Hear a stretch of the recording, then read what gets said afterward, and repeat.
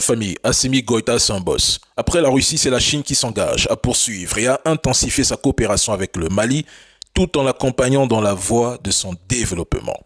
La Chine envisage la construction d'une centrale solaire de 100 mégawatts et la construction d'une ligne électrique à Kenyeba dans la région de Kaes. Le Mali et la société chinoise Norinco ont signé un contrat d'équipement militaire incluant la formation, l'entraînement et le transfert de technologies dans certains domaines clés de la défense. Et je tiens à rappeler, mesdames et messieurs, que la même société Norinco avait déjà livré des équipements au gouvernement malien sans attendre le paiement de l'argent. Ils vont réaliser ensemble un laboratoire des produits minéraux à Bamako et mettre en place un cadre commercial. Le Mali a bénéficié de l'appui de la Chine sous diverses formes et j'apprécie. La Chine peut et va jouer un rôle significatif dans le développement du Mali, surtout dans les domaines des infrastructures, de l'énergie et des technologies.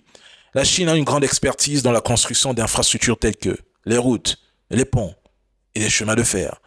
La Chine peut également contribuer au développement de l'agriculture malienne en partageant des technologies agricoles avancées, en investissant dans l'irrigation et la mécanisation.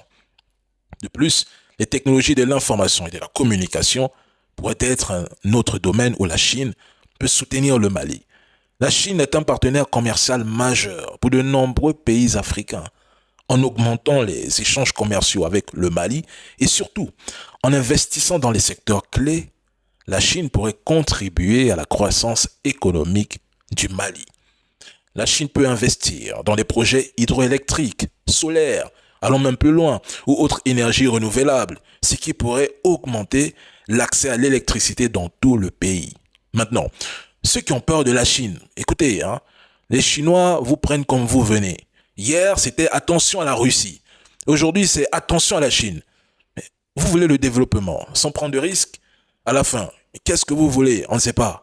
Et moi, je m'adresse uniquement à ceux qui se plaignent de tout. Ils se plaignent de la Chine, ils se plaignent de la Russie, ils se plaignent du monde multipolaire, ils se plaignent des BRICS, ils se plaignent de l'Occident, ils se plaignent de tout, même de leur propre vie, ils se plaignent. Mais à un moment donné, il faut faire un choix.